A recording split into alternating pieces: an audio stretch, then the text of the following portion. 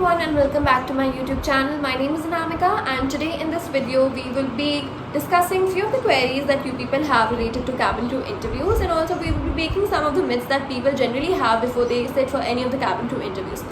So yesterday I had put a story on my Instagram asking you to ask me all the queries that you have related to cabin crew interviews. As we know, there are many vacancies that are coming in the nearby dates. So the first is, what is the minimum qualification that one needs to sit for cabin crew interview?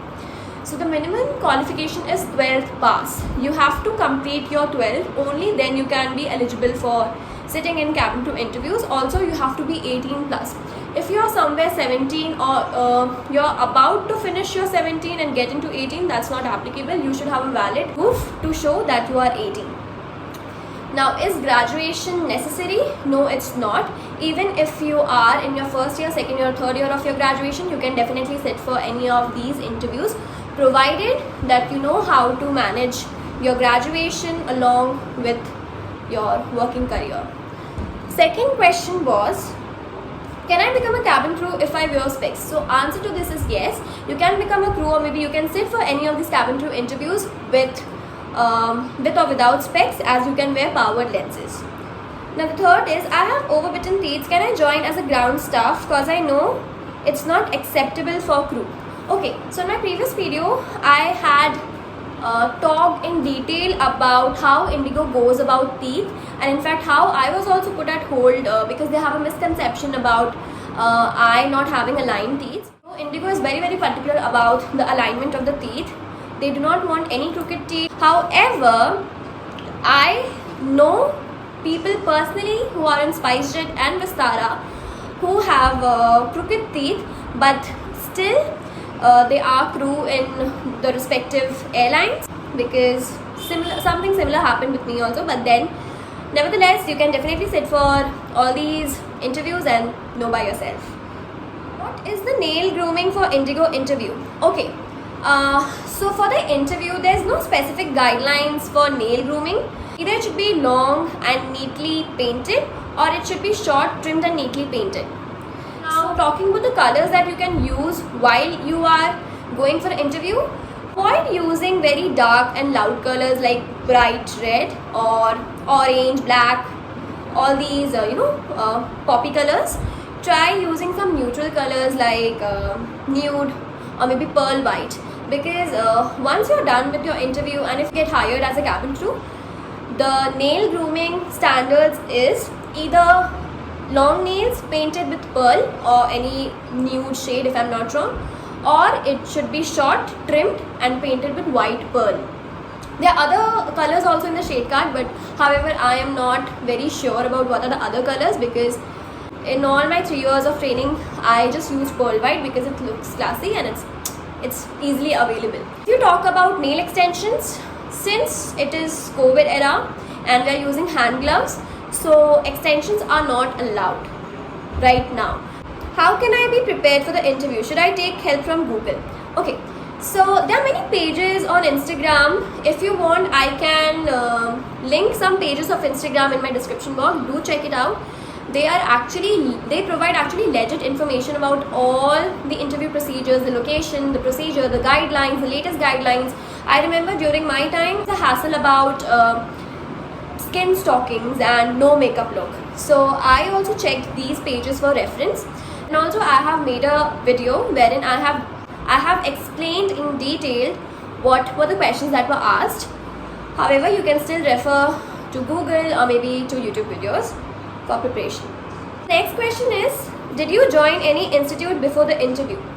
So according to me, there is absolutely no need of joining any institute. It's a total waste of money, because in those institutes also, for 3 months you will be taught only English communication, grooming and walking. So I feel if you have that caliber in yourself, actually there's no need of you going all these institutes and wasting your money. Next question is, if I get selected in the interview, will I have to go Gurgaon for training? Yes. So for Indigo, the training center is iFly, which is situated in Gurgaon. What is the cooling period if we get rejected in the last round of the interview? Okay, so this is the most hyped and most asked question. As I told you in my previous video that there are actually 4 to 5 rounds. So in the initial 2 rounds, that is the one-to-one personal introduction round, and the second is the HR round. In these 2 rounds, if you're not selected, no cooling period would be applied on you. However, if you were selected in the second round and you were promoted and shifted to the third round, that was the medical round, and if you got rejected there due to some of the medical requirements that you couldn't fulfill, at time cooling period of 3 months would be applicable on your application. So you could only apply after 3 months. The next question is there mandatory training, is there mandatory requirement for swimming after our selection? So the answer is, for Indigo, no. Someone else also asked on my Instagram that is it necessary for us to know swimming while we go for cabin crew interviews? So this question is actually very specific to companies, different companies, and this question is not specific to whether you're flying for domestic or whether you're flying for international. This question is actually very company centric question. So like if we talk about Indigo, in Indigo there's no such requirement of you that you should be knowing swimming beforehand or applying for the interview. However, there would be an exam, there would be an emergency exam of yours if you get selected in the training procedure, wherein you would be asked to jump from 9 feet deep water, and if that time, if you won't be able to jump from that 9 feet water, you won't be able to clear your exams.